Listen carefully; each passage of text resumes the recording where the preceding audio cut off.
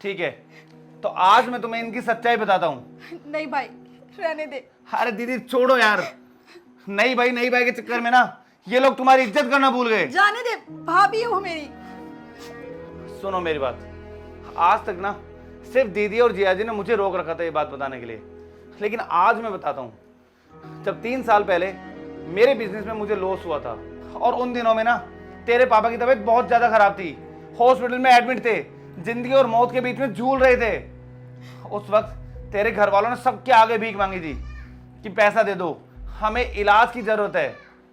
उस वक्त किसी के पास पैसे नहीं थे और मेरा तो बिजनेस ही डूब रखा था, तो मैं तो कहां से मदद करता। लेकिन उस वक्त ना सिर्फ प्रिया दीदी ने मदद करी थी।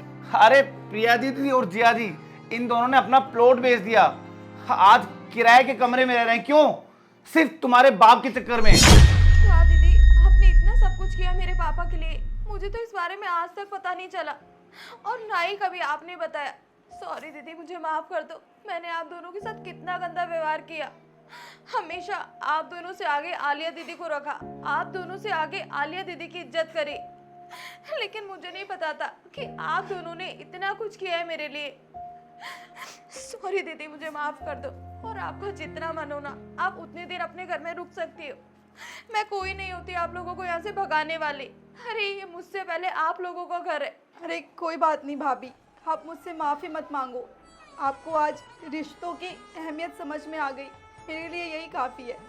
और मैंने जो कुछ भी किया ना, वो अपना होने के नाते किया, आपकी ननद होने के नाते किया। ये मेरा फ़र्ज़ बनता था कि अगर आप लोगों के ऊपर मुसीबत का पहाड़ टूट पड़ा है तो मैं उस टाइम आपका साथ दूँ, और मैंने वही किया। हमारे पास में आज सब कुछ है, लेकिन फिर भी हम दीदी जिया जी की बिल्कुल मदद नहीं कर रहे हैं। अरे जिया जी का बिजनेस पिछले 6 महीने से नहीं चल रहा है और ना ही इन्हें कोई नौकरी मिल रही है।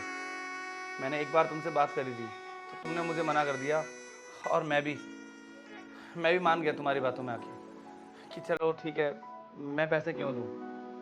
लेकिन नेहा, हमें ना इनकी मदद करनी चाहिए।